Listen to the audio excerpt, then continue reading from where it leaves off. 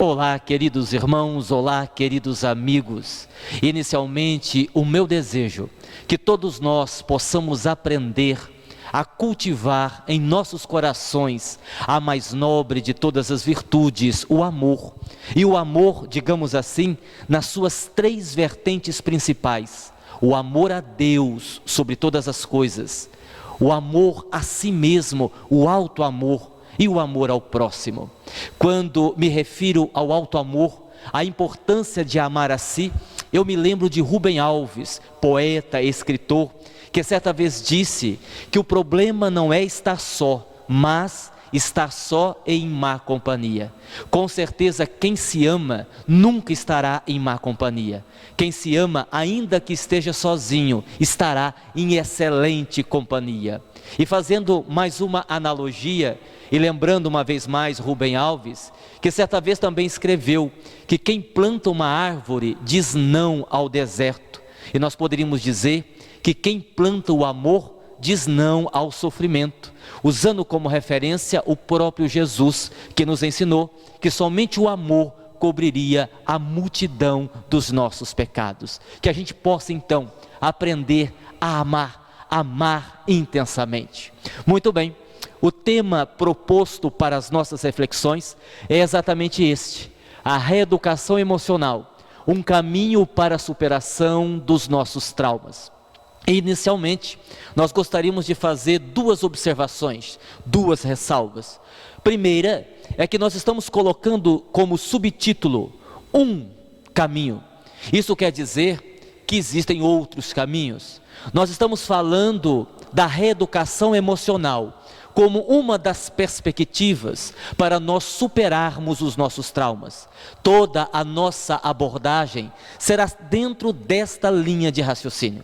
E a outra observação que nós gostaríamos de fazer antes de iniciar o tema é sobre a palavra que nós colocamos: reeducação. Poderíamos colocar educação emocional. No entanto, nós partimos do seguinte pressuposto: todos nós, ou pelo menos a maioria de nós, temos uma dificuldade enorme em lidar com as nossas emoções. O que nós sentimos, por que nós sentimos e principalmente o que fazer com aquilo que nós sentimos. A maioria de nós temos uma dificuldade enorme em viajar para dentro de nós mesmos e nos conhecermos intimamente. A maioria de nós fomos educados de uma forma equivocada no que diz respeito aos nossos sentimentos, às nossas emoções. Partindo dessa linha de raciocínio, nós achamos ser mais ideal colocar a palavra reeducação, porque nós vamos nos reeducar emocionalmente. Como uma pessoa, por exemplo, que está acima do peso, porque não se alimenta corretamente. Então ela vai fazer uma reeducação alimentar. O que nós propomos aqui também é uma reeducação, só que uma reeducação emocional. E na apresentação da nossa palestra, na apresentação do nosso estudo, nós vamos citar alguns exemplos, algumas situações que nós vivemos, que nós trabalhamos, tanto como terapeutas e como espíritas que somos. E para nós iniciarmos a nossa reflexão, vamos fazer justamente isto. Nós colocamos aqui algumas imagens, para que a gente possa, com essas imagens, citarmos algumas situações que nós vivemos em consultório, algumas situações que nos foram apresentadas e que nós tratamos, para que depois todos nós possamos entender por que nós estamos citando esses exemplos. Nós temos aqui um primeiro desenho, que é uma jovem com dor na coluna. Uma jovem nos procurou certa vez, porque ela estava com uma inflamação no nervo ciático. Naturalmente é um problema que produz dor, ela estava com dor. No entanto, o que nos chamou a atenção é que aquela jovem, após nos procurar, ela piorou muito. Ela foi piorando, ela começou a ter uma dificuldade em caminhar, até chegar ao ponto de ficar em cima de uma cama, de não conseguir levantar-se. Naquela ocasião eu tive uma certa dificuldade em identificar com clareza Qual o problema? Porque vejamos, uma inflamação no nervo ciático não seria possível para deixá-la naquele estado físico. Conversando com um amigo, também terapeuta, ele me chamou a atenção para um aspecto do problema que eu não havia observado. Ele me perguntou assim: Aguinaldo, além do problema na coluna, qual é o outro problema dela? E eu pensei um pouco e disse: bom, ela tem um quadro grave de depressão. Ele disse: muito bem, então raciocine comigo. Qual é a principal característica de um depressivo? E eu disse: bom, não querer viver. O depressivo não quer viver. Ele disse: então observe mais uma vez. Quem não quer viver, não quer trabalhar, não quer sair de casa, não quer conversar com as pessoas, não quer se movimentar, ou seja, não quer levantar da cama. Esta depressão, inconscientemente, é a doença que está colocando-a na cama e não propriamente a inflamação do nervo ciático. E nós chegamos à conclusão que realmente a situação era exatamente esta. Bom, teve um outro caso que nós tratamos de uma outra jovem, que nós vamos mostrar agora. Aqui, esta jovem, ela nos procurou porque ela estava com um problema com autoestima, ou seja, ela estava com uma baixa autoestima. O problema central dela era este.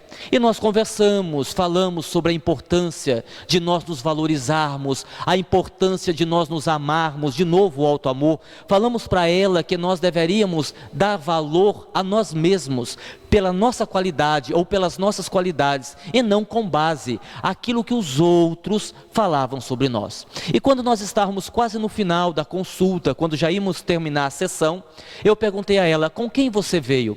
E ela disse: com meu marido, ele está me aguardando. Aliás, eu faço aqui uma ressalva: eu amo este homem, estamos casados há 3 anos, eu o amo, ele me ama, somos um casal muito feliz, só que nós ainda não conseguimos realizar o nosso principal sonho. E eu então, movido pela curiosidade, a curiosidade sadia, eu perguntei: mas qual é o sonho de vocês? Ela disse: ter um filho. O nosso sonho é ter um filho, mas eu não consigo engravidar. E aí então eu perguntei: mas você tem algum problema? Ela disse: não, não tenho, já fiz vários exames, não tenho nenhum problema. Então o problema é com seu marido? Não, ele também não tem, os médicos já examinaram, pediram vários exames e ele não tem nenhum problema. No entanto, eu não consigo engravidar. E diante daquela fala, eu olhei para ela e me lembrei de uma verdade incontestável, que serve para a nossa vida. Nós não atraímos aquilo que nós desejamos, nós atraímos aquilo que nós vibramos. Então muitas vezes eu desejo muito uma coisa, mas a minha vibração interior, ou seja, as minhas resistências, impedem que aquilo que eu desejo aconteça. Lembrando-se disso, eu perguntei assim a ela: você não acha que você não consegue engravidar por conta de algum bloqueio que você criou? Você não acha que você pode estar auto-sabotando-se? Você não acha que há em você um problema de ordem emocional que impede de engravidar? Ela me olhou assustada e disse: não, não, não, não. O senhor está totalmente enganado, o senhor me desculpe, o senhor é terapeuta, mas não tem o menor sentido isso que o senhor está dizendo, porque a minha maior vontade é ficar grávida. Como é que vai haver um bloqueio em mim mesma? E eu disse assim: então vamos fazer um teste? Ela disse: vamos, faça o seguinte, feche os olhos. Ela fechou. Agora eu disse: imagine que você está grávida, se imagine grávida de 4, 5 meses, vai imaginando. E ela com os olhos fechados foi imaginando, e depois de alguns minutos eu perguntei: como é que você está se sentindo? E ela disse: feliz, alegre, eu estou grávida, eu consegui. E então eu pedi: agora pense em algo negativo por você estar grávida. E imediatamente ela disse: nossa, eu estou mais gorda, nossa, eu estou imensa. E pronto, descobrimos a causa: a sua baixa autoestima por conta de um sobrepeso. Quando ela se imaginou grávida, imediatamente ela se viu bem mais acima do peso, e nós tínhamos ali um processo de autossabotagem. Nós acompanhamos um outro caso, esse daqui um pouco mais complexo, de um rapaz que passou a ter um comportamento estranho, Um homem correto, um homem pai de família, que num dado momento da sua vida se permitiu uma aventura extraconjugal. E nós poderíamos dizer assim: bom, Aguinaldo, isto acontece com muitas pessoas, infelizmente faz parte da vida. Mas, no caso dele, houve uma questão a mais. Depois que ele se envolveu em uma situação extraconjugal, ele passou a ter uma vontade, uma ânsia, um desejo de se manter numa vida promíscua, como se ele não tivesse feito algo até aquele momento, e após ter feito este algo, tivesse pegado, vamos dizer assim, gosto pela coisa, e acabou complicando a sua vida, afetando o seu casamento. E quando nós investigamos o caso, quando nós conversamos com ele algumas vezes, pensamos inicialmente tratar-se até de uma influência espiritual, mas percebemos que não. Havia ali, no contexto da situação, uma personalidade de existências passadas. Para quem não sabe o que é isto, a grosso modo nós poderíamos dizer que a cada encarnação que nós vivemos, nós construímos, nós elaboramos uma personalidade, de acordo com aquela vivência. E estas personalidades, a menos que nós tenhamos equacionado o problema, elas permanecem vivas. Imagine você tendo várias bexigas presas ao seu corpo, e o seu corpo, a sua vida atual, é como se fosse a personalidade atual. No entanto, ao seu derredor há várias personalidades que foram justamente construídas em existências passadas. O grande problema é que quando há uma brecha, quando há uma falha, digamos assim, esta ou estas personalidades de existências passadas podem passar a nos influenciar, como se fosse um espírito inferior num processo obsessivo. Ora, o que aconteceu? Nós descobrimos posteriormente que aquele rapaz, em existência passada, havia tido uma vida, digamos assim, promíscua, de vários relacionamentos sexuais, de relações verdadeiramente promíscuas. Ele viveu aquela situação, desencarnou, morreu, foi para o plano espiritual, se arrependeu, reencarnou, e nessa existência tinha uma conduta muito bem estabelecida no campo moral. No entanto, nós não podemos esquecer que existem algumas enfermidades morais, existem algumas doenças da alma que nós acreditamos que estão mortas dentro de nós, no entanto estão apenas adormecidas. Enquanto ele estava vivendo a vida corretamente com a sua esposa, enquanto a sua conduta era irrepreensível, ok, mas a partir do momento que ele se permitiu uma aventura extraconjugal, é como se ele tivesse despertado esta personalidade, é como se ele tivesse aberto justamente esta brecha para que esta personalidade passasse a assediá-lo. E aí nós tivemos uma dificuldade enorme para conseguir ajudá-lo, porque quando nós falamos de personalidades do passado, nós estamos falando de um problema extremamente grave. E por último, nós temos aqui uma jovem, como vocês podem ver na imagem, com uma falta de ar. E esta imagem é para lembrar de uma paciente que eu também tive, que ela tinha um quadro curioso. Tinha um quadro de depressão, de ansiedade, mas o que chamava a atenção é que ela tinha um medo incontrolável de sentir falta de ar. Ela tinha medo que ela estivesse em algum ambiente onde não tivesse oxigênio para ela respirar. E isso a amedrontava de tal forma que ela andava com a sua bolsa repleta de remédios para pingar no nariz. Quando o nosso nariz tem algum problema, está congestionado, ela andava com vários. E eu perguntei por quê. Ela disse: olha, Aguinaldo, porque quando o meu nariz tem algum problema e fica congestionado, eu tenho a sensação que vai faltar oxigênio, então eu fico desesperado e saio pingando remédio. E eu achei muito estranho o caso dela. Nós fomos tratando a depressão, fomos tratando a ansiedade, mas isso ficou pendente.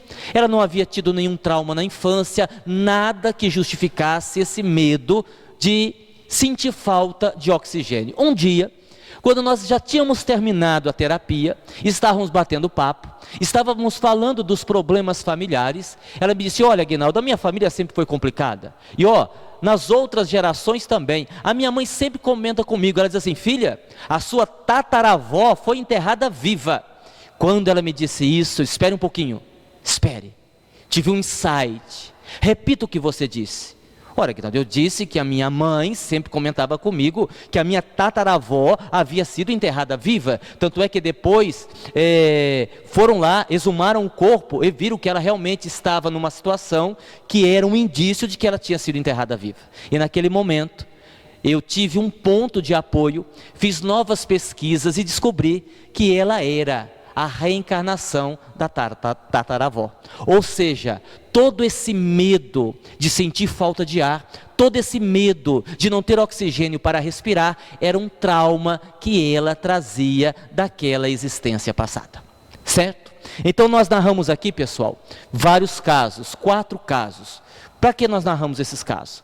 Para a gente entender o seguinte: quando nós falamos de traumas, quando nós falamos de dores da alma, nós temos uma série de possibilidades. Nós colocamos aqui apenas algumas, como por exemplo, a auto-obsessão. E eu aqui faço uma ressalva: a auto-obsessão tem sido um problema tão grave, talvez até pior do que a própria obsessão. A auto-obsessão é quando nós mesmos nos contaminamos pela nossa energia. E eu sempre gosto de colocar a imagem de um vulcão para elucidar o quadro de uma pessoa que está no processo auto-obsessivo. Um vulcão, quando ele entra em erupção, automaticamente, obrigatoriamente, a lava cai sobre o próprio vulcão.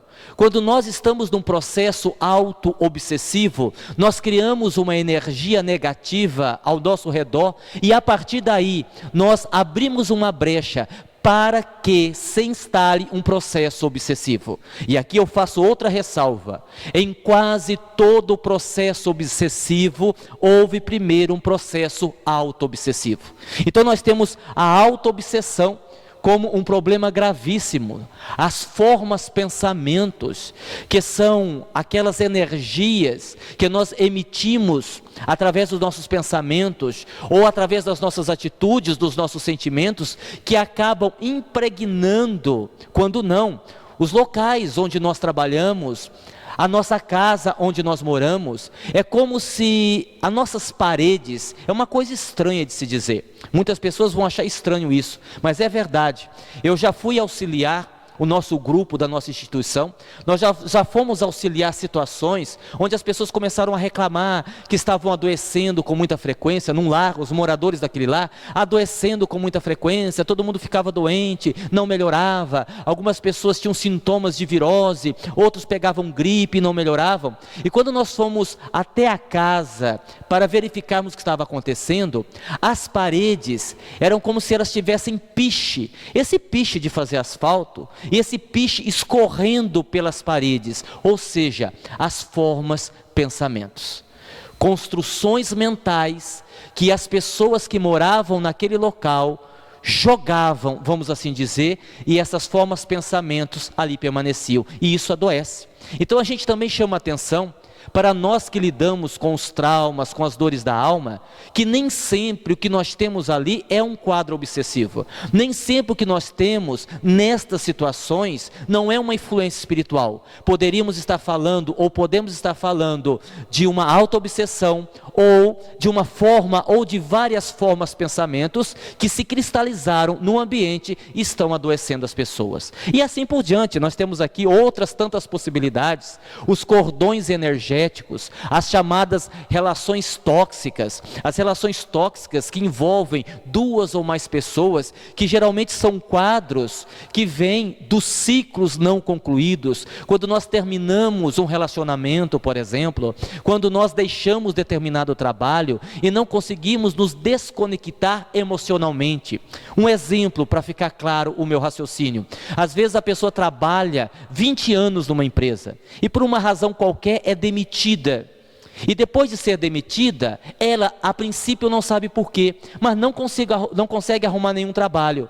Procura o trabalho e não consegue, mas ela não percebeu que ela mesma está bloqueando o processo. É como se a sua vida estivesse amarrada. E por que está amarrada? Em algumas circunstâncias, porque nós temos um ciclo não concluído, ou seja, é aquela pessoa que após ser demitida, meses depois, continua com o mesmo discurso. Mas onde já se viu, depois de tantos anos eu ter sido demitido, eu dei o meu sangue, a minha vida por aquela empresa, onde já se viu aquele patrão que era meu amigo, como é que ele pôde fazer isso comigo? Mas eu nunca vou perdoá-lo. E a pessoa vai nessa lamúria, e com isso ela fica energeticamente ligada àquela situação. A antiga empresa, lembrem-se do que eu disse agora há pouco, nós não atraímos necessariamente o que nós desejamos, mas o que nós vibramos. E uma criatura dessa, ela está vibrando o quê? Ela está vibrando em sintonia com a empresa que ela deixou fisicamente, mas não deixou emocional e energeticamente, ok?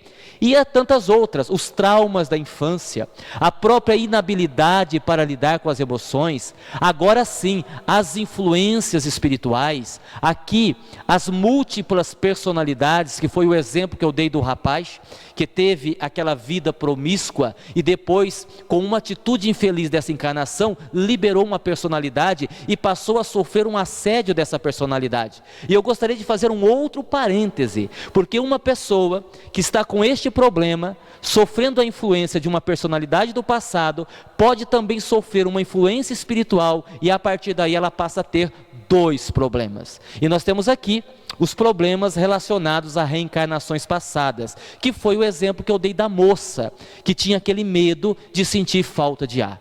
Tudo isso daqui, pessoal, nos leva a estas situações: suicídio, depressão, insônia, angústia, síndrome do pânico, ansiedade, etc, etc, etc. Então nós temos aí este quadro. E por que a proposta é a reeducação emocional? Porque nós entendemos que um tratamento com medicação, ele é necessário, a depender da situação que a pessoa está. Um caso grave de depressão, um caso grave de ansiedade, uma pessoa que não consegue dormir à noite.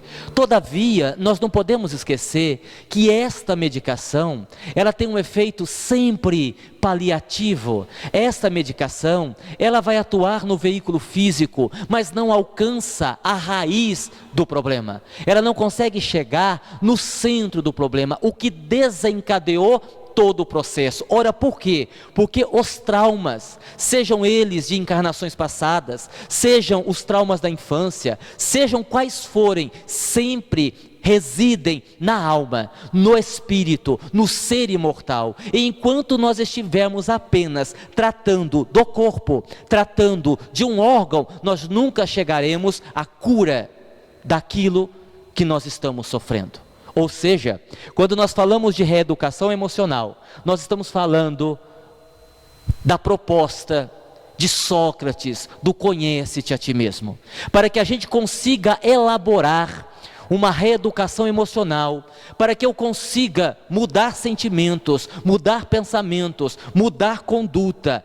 Eu vou ter que conhecer-me, eu vou ter que viajar para dentro de mim mesmo. Aliás, fazendo uma referência à obra basilar da doutrina espírita, nós não podemos esquecer que isso está escrito aqui, no Livro dos Espíritos, na questão 919.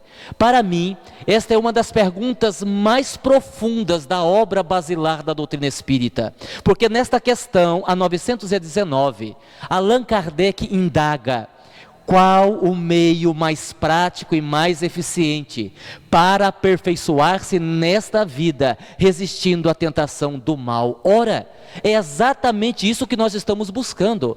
Como evoluirmos nesta vida?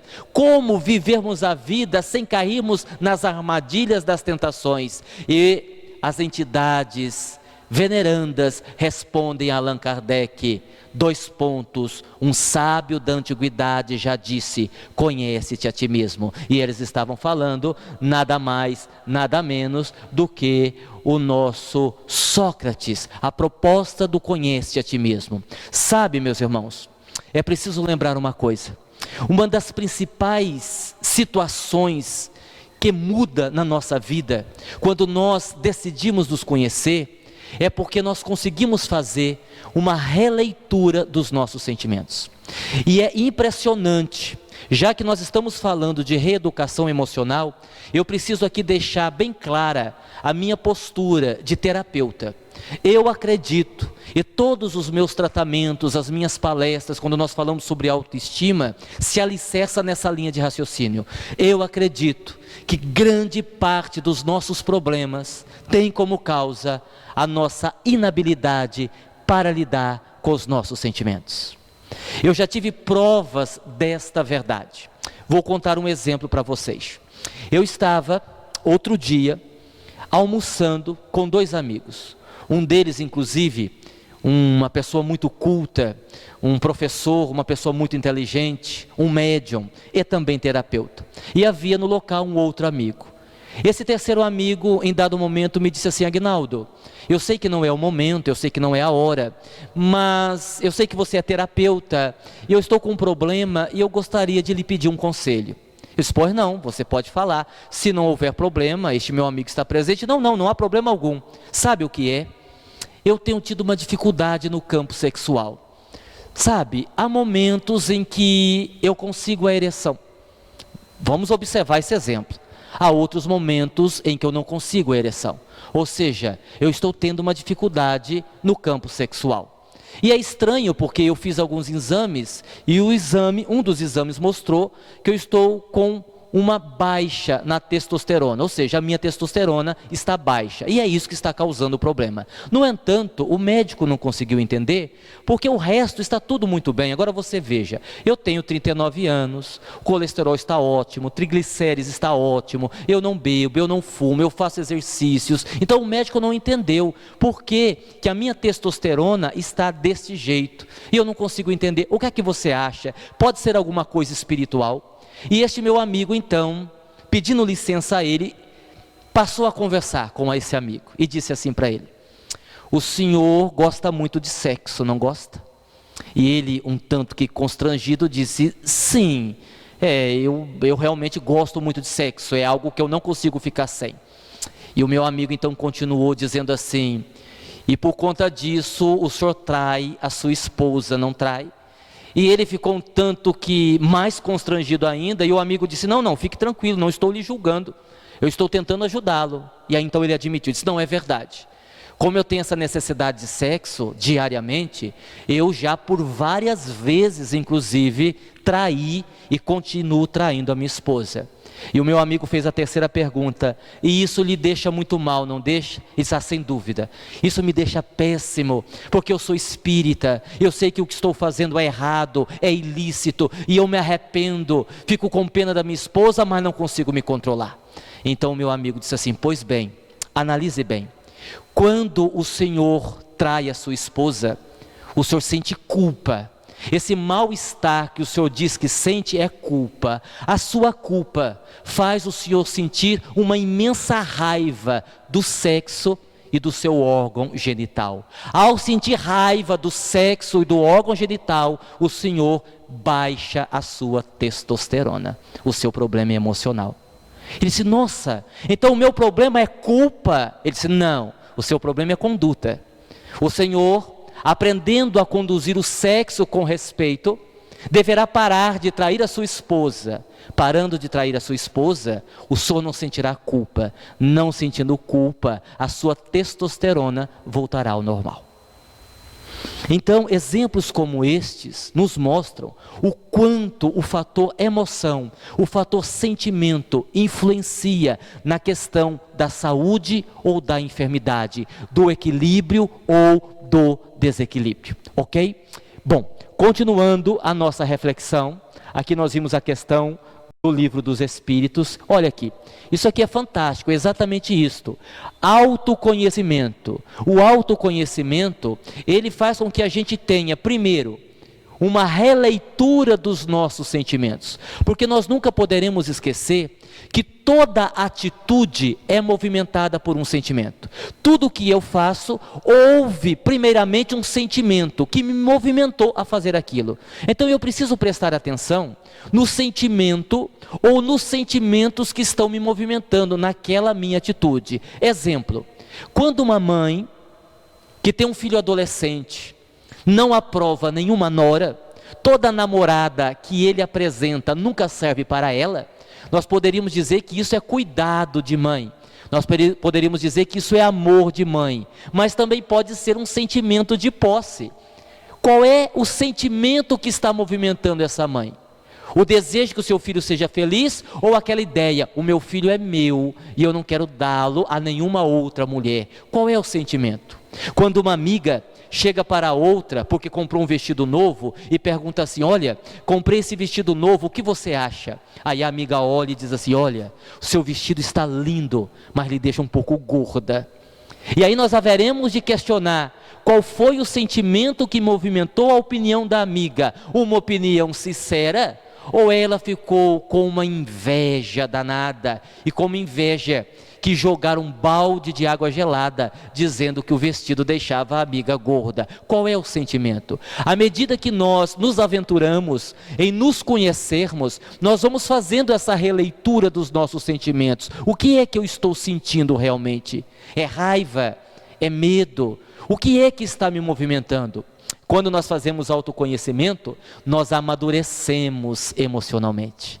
Há uma maturidade maior. E quando eu falo de amadurecimento emocional, eu me lembro de uma situação onde eu estava conversando com um instrutor espiritual e ele me disse assim: vou lhe dizer uma coisa, estamos aqui para ajudá-lo, diga o que o senhor precisa. E eu pensei assim comigo: vou aproveitar. Ele disse: olha, meu irmão, eu ando muito cansado, tenho trabalhado muito, são muitos problemas na instituição, são muitos problemas profissionais, e fui reclamando. Ou seja, no fundo eu queria colo. Quando eu terminei, o benfeitor espiritual me disse assim: o que é que o senhor escolheu? E eu disse: como? O que é que o senhor escolheu? E eu redargui, eu não entendi a pergunta do senhor. O que é que o senhor escolheu? Atender ou ser atendido? Eu disse: atender. E ele respondeu: muito bem, então atenda e não reclame. Se o senhor achar que não está bom, passe para o lado dos atendidos, que nós arrumamos outro para nos ajudar a atender. Ele disse isso, continuou dando outras orientações, eu fiquei quieto. E aí vem a parte boa da história. Ele voltou e perguntou: o senhor ficou chateado com o que eu lhe disse? Eu disse: não. Só fiquei surpreso com a resposta. E ele comentou: olha o lado bom. E eu disse: tem lado bom? Ele disse: tem. Eu senti que o senhor já está maduro para ouvir o que eu lhe disse. Porque se eu tivesse lhe dito antes, lá atrás, o senhor ficaria melindrado, o senhor não aceitaria, o senhor ficaria com raiva de mim. E hoje eu vejo que o senhor amadureceu e amadurecendo tem condições de ouvir o que eu acabei de lhe dizer. Então, quando nós fazemos o autoconhecimento, nós amadurecemos. Nós temos uma percepção mais profunda sobre nós mesmos. E mais, nós temos uma ampliação da percepção em relação à vida. Tudo isto acontece quando eu decido me conhecer. Partindo dessa linha de raciocínio, nós falamos de reeducação emocional, porque a reeducação emocional, com base no autoconhecimento, vai ajudar-nos a superar os nossos traumas, porque vai nos ajudar a enfrentar os nossos fantasmas íntimos. Quantos fantasmas nós temos? O autoenfrentamento, olhar para os nossos medos é fundamental para que a gente obtenha a cura. Claro que isso às vezes acontece de uma forma bem tranquila, por etapas, e às vezes esse enfrentamento ele tem que ser feito de uma maneira brusca. Eu me lembro que eu tinha uma amiga e ela tinha um transtorno, ela tinha um medo muito grande de determinada situação, que aqui nós não vamos narrar porque é algo mais particular.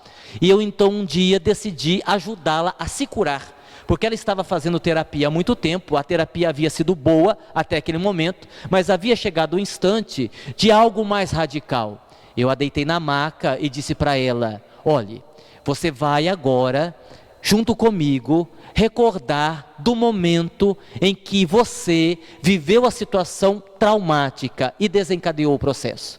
E sempre que acontecia isso, ela já havia me dito, ela ficava desesperada, ela tinha a sensação que ia morrer, e o marido precisava correr, dar um remédio, um calmante para ela tomar e colocar outro remédio debaixo da língua.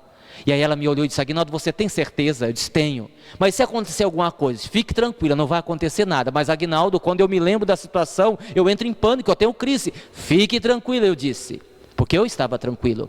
E nós fomos. Eu fui induzindo ela foi relaxando, nós fomos voltando. Claro, eu conhecia o caso e sabia que isso ia acontecer. Até nós chegarmos no momento onde houve o trauma. Ela se desesperou, começou a passar mal, e disse: pelo amor de Deus, eu preciso do meu remédio. Aí então, eu puxei uma cadeira, sentei perto da maca e disse: olha, nós temos um problema. Eu não sou o seu marido, portanto eu não tenho nem o calmante para lhe dar, muito menos o remédio para colocar debaixo da sua língua. Mas e agora eu vou morrer? Eu disse: eu acho que vai. E se eu morrer? Paciência, todos nós morremos. Mas eu não quero morrer. Eu disse: fique tranquila, a morte não existe. E ela se debateu e desmaiou. E eu queria muito que ela desmaiasse. Ela teve um choque e desmaiou. Alguns minutos depois ela voltou em si. O que aconteceu? Aí ela lembrou de toda a situação. Eu disse assim: vou lhe fazer uma pergunta. Você morreu? Ela colocou a mão: não, eu não morri. Eu disse: está vendo? O seu medo não é real, é fictício. E por mais 3 sessões eu repeti o processo e ela eliminou o seu medo. É isso. Então o autoconhecimento ajuda-nos a enfrentar os fantasmas, nos dá coragem para enfrentar esses nossos medos, nos faz abandonar o papel de vítima, nos ajuda a mudar hábitos e nos ajuda a rever as nossas crenças.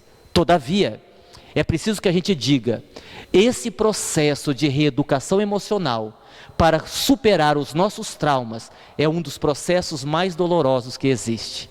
E eu costumo dizer aos meus clientes: tomar remédio é mais fácil.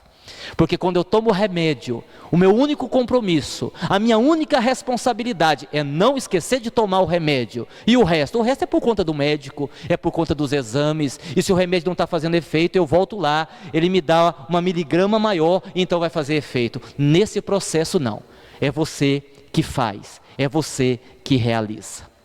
Por isso que é doloroso. E aqui nós entramos numa outra questão muito importante. Se você está nesta condição e não está feliz, é bom que se diga isto, porque há muitas pessoas que são fofinhas, que são gordinhas e estão muito bem.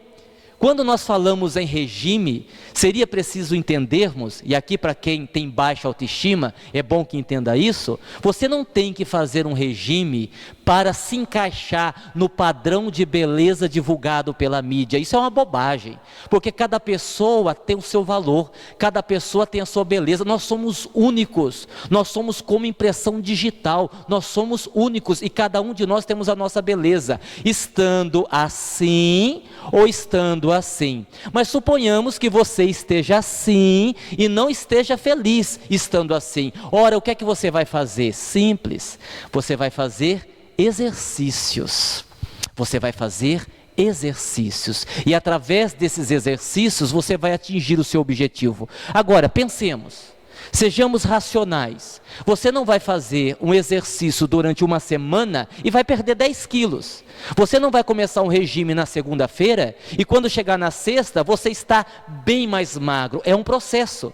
Imagine que você seja uma pessoa que quer não só emagrecer, mas desenvolver músculos, ficar bombado, como se diz nas academias. Naturalmente, você vai gastar aí uns 6 meses fazendo seus exercícios para perder peso e depois mais um período, talvez mais 6 meses para ganhar músculos. Então é um processo. E nesse processo existem 2 coisas fundamentais. Primeiro, o tempo. Mudança interior, autoconhecimento, reeducação emocional não acontece de uma hora para outra. Não é de um momento para o outro, leva tempo. É como se você fizesse uma escavação para encontrar osso de dinossauro. O processo de autoconhecimento é assim: quanto mais você escavar, mais você vai encontrar. E o segundo fator, além do tempo, é este fator aqui: eu quero, eu preciso querer.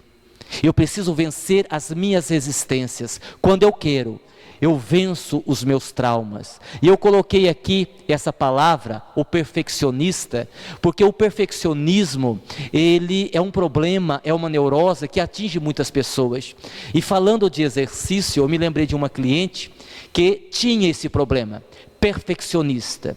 Quando ela chegou no consultório, ela me disse: Aguinaldo, eu não suporto nada, absolutamente nada fora do lugar.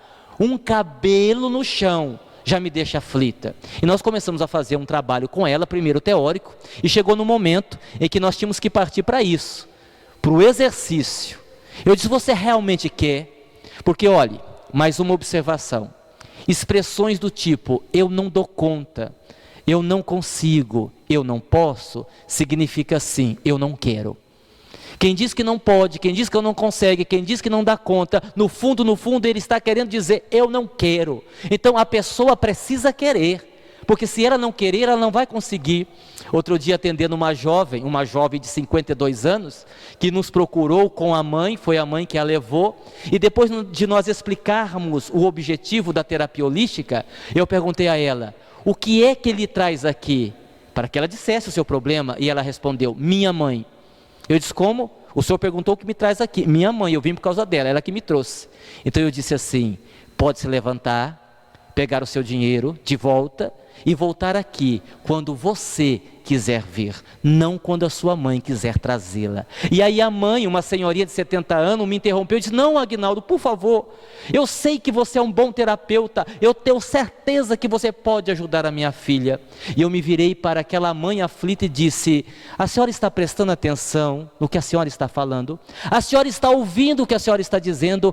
Eu acho o senhor um bom terapeuta, eu acredito que o senhor pode ajudar a minha filha. É a senhora que acredita, não é ela, e quem tem que fazer a terapia é ela, então eu não posso fazer nada por ela. Voltando à perfeccionista, que era essa outra minha cliente, e nós estamos dando muitos exemplos para que as nossas ideias, para que o nosso pensamento possa atingir o objetivo. Eu disse, olha, nós vamos fazer um teste. Ela disse, qual o teste? Pense numa coisa que você não suporta desarrumar na sua casa. Ela pensou e disse, nada. Disse, não, mas pense em uma coisa que você não suporta de jeito nenhum. E ela me respondeu, olha, calçado fora do lugar. Eu não admito. Eu disse, bom, então nós vamos fazer um teste, um exercício. Você vai colocar um chinelo na sala, no centro da sala, e vai deixar ali por uma semana. Ela me disse, Aguinaldo, me peça qualquer coisa, mas não me peça isso. Eu disse, não, mas é isso que eu estou pedindo. Você vai passar pelo chinelo, você vai ter uma vontade enorme de tirar aquele chinelo dali, e você vai aguentar. E ela fez o exercício, durante uma semana. Ela disse, olha que coisa, ela disse que na segunda-feira, na terça-feira, ela chegou a chorar, ela passava perto do chinelo, disse, eu preciso tirar aquele chinelo, ela resistia, e foi resistindo. Na quinta-feira ficou mais tranquilo, na sexta-feira ela só olhou 2 vezes para o chinelo, no sábado ela nem lembrou do chinelo, e quando ela chegou na segunda-feira eu perguntei, e então? Ela me respondeu, o chinelo continua lá. E eu perguntei a ela, alguém morreu? Ela disse, não. Aconteceu alguma tragédia? Ela disse, não. Eu disse, está vendo? Não precisa se preocupar tanto com as coisas que estão à sua volta. Preocupe-se com aquilo que está dentro de você. Quando nós queremos, quando nós fazemos o exercício, nós saímos do controle remoto. O controle remoto é aquela condição que muitos de nós nos encontramos, de repetirmos experiências, Dando um exemplo bem grosseiro, seria a mesma coisa de dizermos assim, de alguém que sempre que alguém lhe pisa no pé, ele dá uma cotovelada. E sempre que ele dá uma cotovelada, ele recebe um golpe na face, um soco em contrapartida.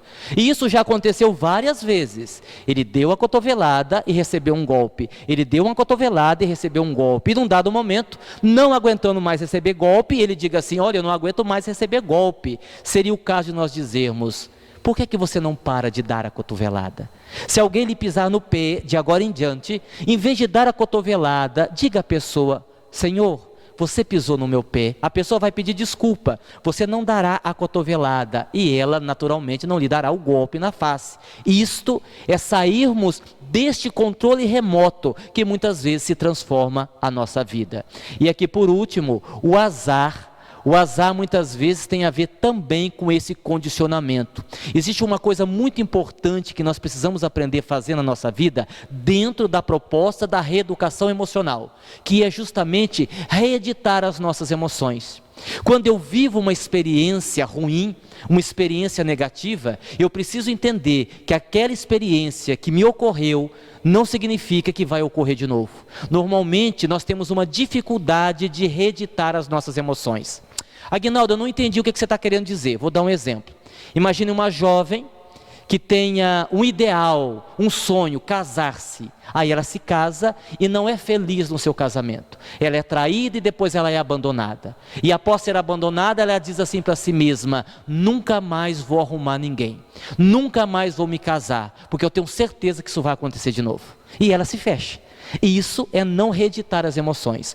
Quando uma coisa acontece, nós viramos a página e pegamos dali para frente. Ok, pessoal? Continuando, agora sim, nós vamos fazer algumas reflexões um pouco mais profundas. Como reeducar-nos emocionalmente? E aí existem vários caminhos, naturalmente, por uma questão de tempo, nós vamos aqui colocar algumas orientações, algumas sugestões para a gente pensar a respeito. Antes, porém, eu gostaria de fazer uma divulgação. Já que nós estamos falando aí para muitas pessoas, vocês que estão aí nos assistindo, eu gostaria de fazer uma divulgação, que é a divulgação do nosso canal no YouTube.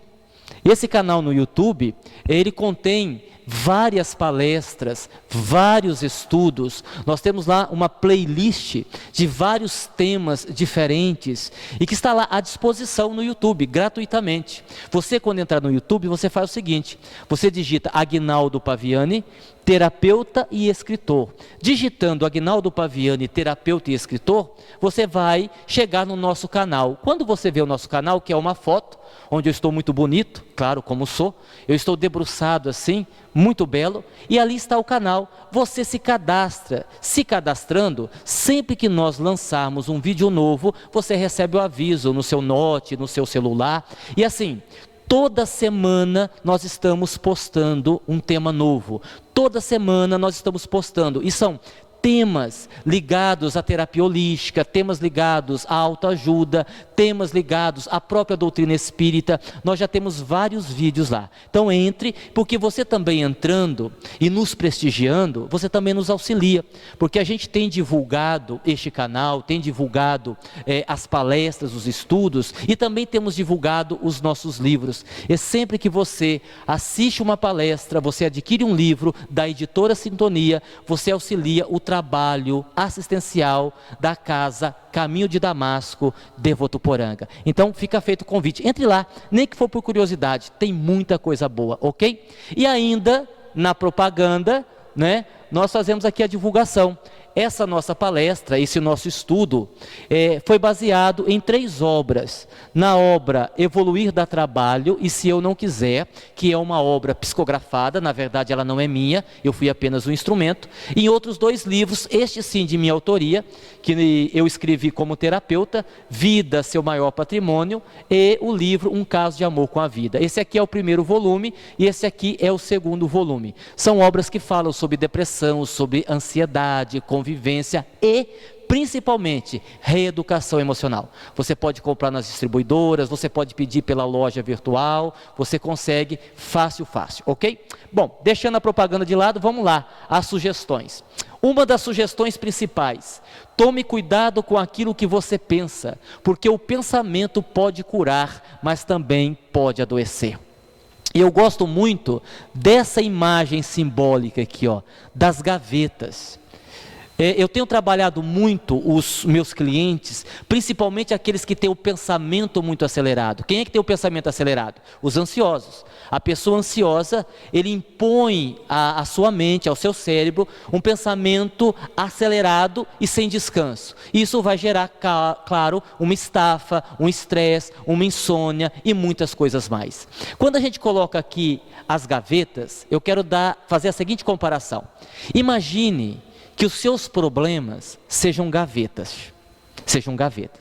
E o que a gente faz? Por que a gente fica ansioso? Por que a gente fica estressado? Porque nós abrimos várias gavetas de uma vez. Ora, se você vai no seu guarda-roupa e você vai pegar alguma peça de roupa, é natural que nas gavetas as roupas estejam separadas. Então, se você quer uma meia, você abre a gaveta onde estão as meias. Se você quer um short, você abre a gaveta onde está o short. Não tem lógica, não tem coerência você abrir várias gavetas para pegar uma peça de roupa, ok? Ok. Agora pense comigo, veja se você não faz isso. Você levanta de manhã, você nem tomou café, aí você pensa assim: meu Deus, quando for tomar o café, tenho que resolver aquele problema com a minha mãe. A minha mãe discutiu comigo, disse algumas coisas que eu não gostei, vou resolver esse problema. Quando eu sair, eu também preciso conversar com o vizinho, que ontem também me caluniou, vou resolver esse problema com ele.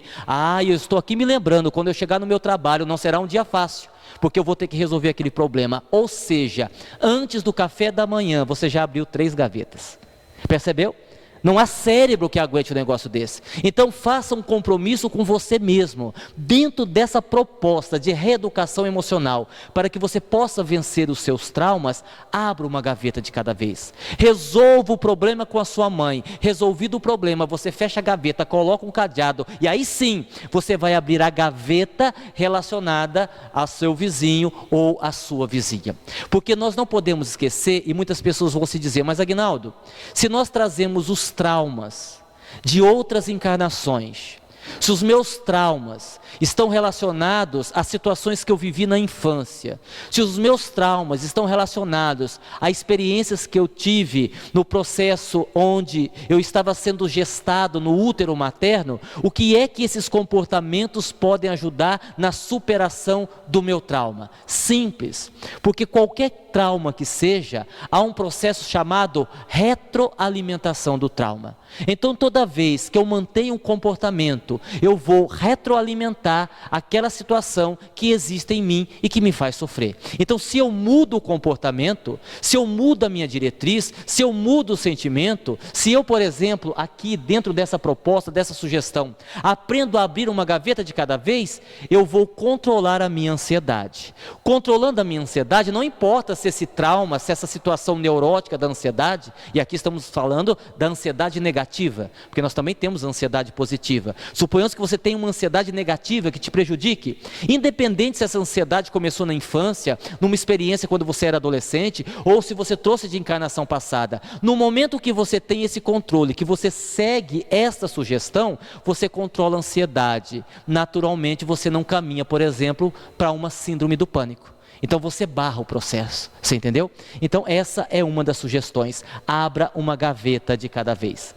Ainda dentro disso, nós lembramos o que disse certa vez o Dr. Deepak Chopra, no livro A Cura Quântica. Ele faz essa observação: tudo o que acontece no universo mental necessariamente deixa sinais no físico, que é justamente aquilo que falávamos ainda há pouco, dos problemas, das sensações físicas que têm uma causa no emocional.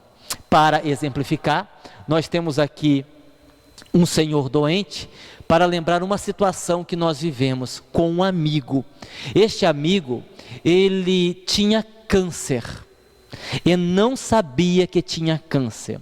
Segundo os médicos, ele tinha câncer há pelo menos mais de 12 anos. E ele vivia naturalmente, normalmente, sem maiores problemas. Ele não sabia, então ele nem fazia um tratamento. Quando ele foi ao médico para fazer alguns exames de rotina e descobriu a doença, morreu 3 meses depois. Ele suportava a doença, mas não suportou o diagnóstico. Por quê? Porque a mente pessimista, no caso dele, a mente negativa, câncer é uma doença grave, eu vou morrer, não há escapatória, eu não tenho esperança, eu vou morrer. Esse pensamento negativo, pessimista, fez com que ele adoecesse gravemente e acabou morrendo. E aqui nós colocamos a figura de uma jovem senhora, porque nas nossas experiências com a cirurgia espiritual, agora um trabalho que nós realizamos na instituição espírita, como médiuns de cura, é impressionante como grande parte das situações onde uma mulher tem, por exemplo, um nódulo no seio, nós temos ali, digamos assim, de cada 10 casos, pelo menos 7, que não tem um componente kármico. Ou seja, de cada 10 mulheres que passam pelo tratamento espiritual por causa de um nódulo no seio, pelo menos 7 não precisariam estar vivendo aquela situação.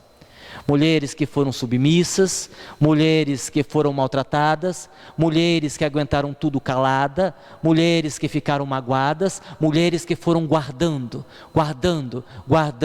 e acabaram desenvolvendo um problema mais sério, nesse exemplo, no seio, um nódulo. Exatamente o que disse o Dr. Deepak Chopra no livro A Cura Quântica. Então a gente precisa entender que este é o processo. Continuando, E aqui, ó, nós colocamos esse exemplo está no livro Cure-se, Você é o Seu Próprio Remédio, do escritor Lauro Trevisan. Nesse livro, ele chama atenção para esses fatores aqui, ó. Isso aqui é o resumo do que nós falamos até agora, que está no livro Cure-se, Você é o Seu Próprio Remédio. Ele diz assim: há diversas situações em que o doente bloqueia o primeiro passo da cura. E aí ele dá alguns exemplos. Quando crê que merece a doença, quando aceita a enfermidade como mandada por Deus para santificá-lo. Aqui no meio espírita a gente poderia mudar um pouco isso, quando a pessoa aceita a doença como sendo kármica, diz: olha, eu tenho que morrer mesmo, eu mereço, porque eu devo ter feito muita bobagem na encarnação passada, e ele aceita a doença e não vai lutar, ela está bloqueando. Quando a doença significa necessidade íntima de autopunição, quando a enfermidade é cultivada para chamar atenção ou para conquistar o amor de alguém.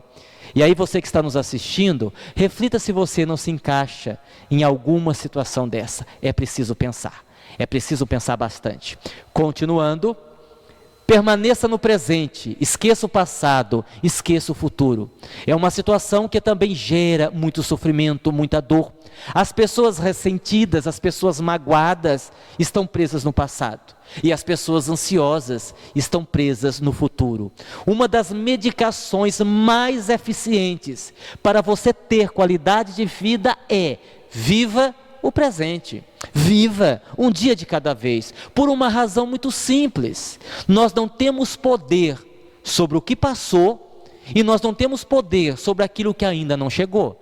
Ou seja, eu não tenho poder sobre o passado, eu não tenho poder sobre o futuro, então eu fico no presente. Dentro do processo de reeducação emocional, quando eu não só entendo, mas exercito isto, eu consigo controlar, amenizar e, em muitas situações, erradicar os traumas que eu possuo. Dentro dessa perspectiva, quem conserva a mágoa, raiva envelhecida, tem que tomar cuidado com os ites. E aqui a gente faz uma brincadeira, mas é uma brincadeira séria. E veja o que nós colocamos aqui, ó, que quem conserva a mágoa, o que é a mágoa? É raiva. Tem pessoa que diz assim: não, mas eu não estou com raiva, eu estou magoado. Ele está com raiva, porque a mágoa é a raiva que envelheceu, é a raiva que nós não conseguimos colocar para fora, guardamos e ela virou mágoa. E aí a gente faz uma brincadeira séria para a gente tomar cuidado com os ites, porque quem guarda a mágoa corre muitos riscos, ó, de ter gastrite, tendinite, bursite, artrite, conjuntivite e outros ites mais. Então preste atenção nisso, ok? Continuando, e aqui eu coloquei um exemplo pessoal, tá? Eu coloquei aqui um avião, porque eu me exercitei, eu morro de medo de avião, e sempre fui uma pessoa ansiosa, e sempre tive que viajar muito de avião. Agora vocês imaginam que combinação desastrosa, e por conta da minha ansiedade, 2 dias antes eu não dormia, ficava acordado, chegava no aeroporto 3 horas antes, e ficava tenso: será que o avião vai atrasar? Será que vai ter a conexão corretamente? Será que o tempo vai fechar? Será que vai ter turbulência? E o estresse, a ansiedade era tamanha, que quando eu chegava no meu compromisso, eu estava destruído emocionalmente, não conseguia nem fazer a palestra. Então eu entendi, até depois sendo terapeuta, eu entendi da necessidade de me controlar e fui fazendo o exercício, fui me exercitando. Ora, o que eu fiz? Me controlei, exercício, comecei a elaborar questões a mim mesmo. Eu sou mecânico? Não, então não tenho que me preocupar se o avião vai quebrar ou não. Eu sou piloto? Não, então não tenho que me preocupar se o avião vai atrasar ou não.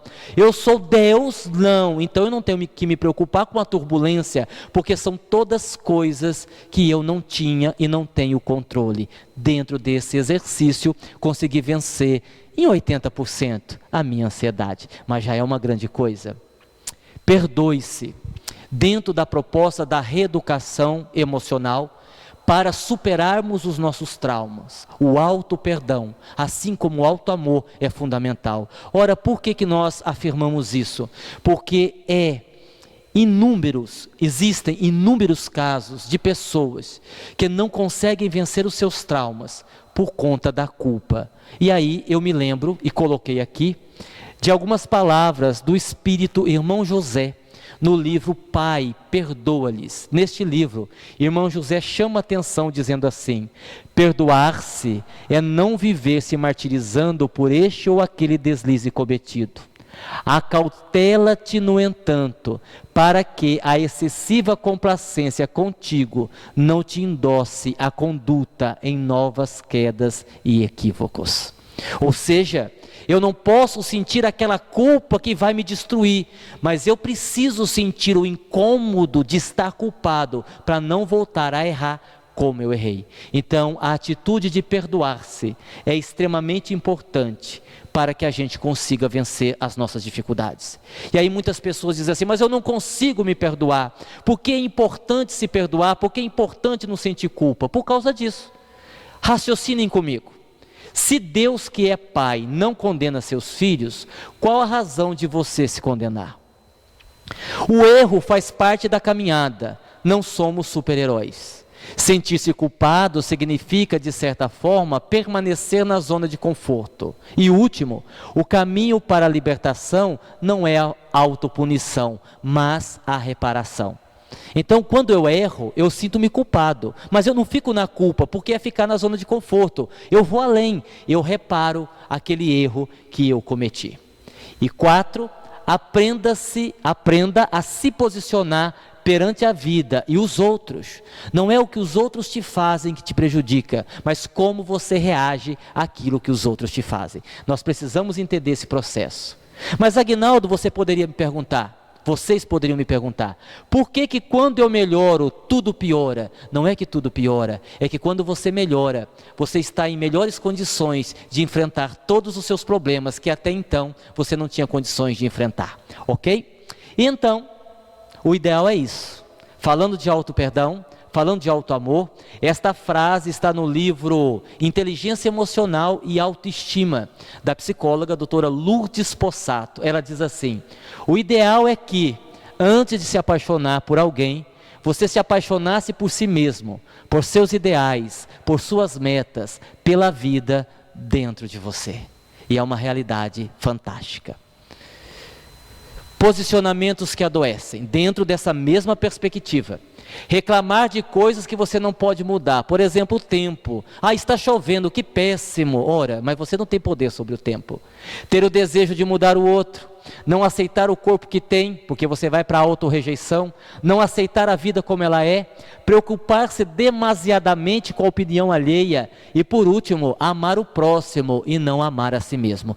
Todos esses posicionamentos adoecem.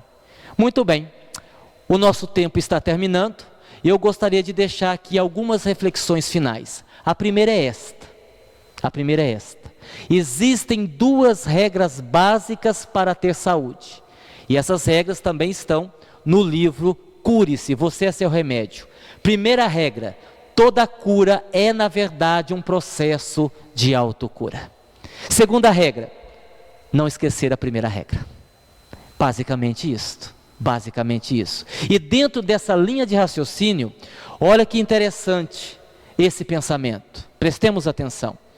Os medicamentos na atualidade são necessários, todavia, representam muletas que um doente deve deixar logo que se veja em condições de andar sozinho, para não correr o risco de ter as pernas atrofiadas pelo seu uso inadequadamente excessivo.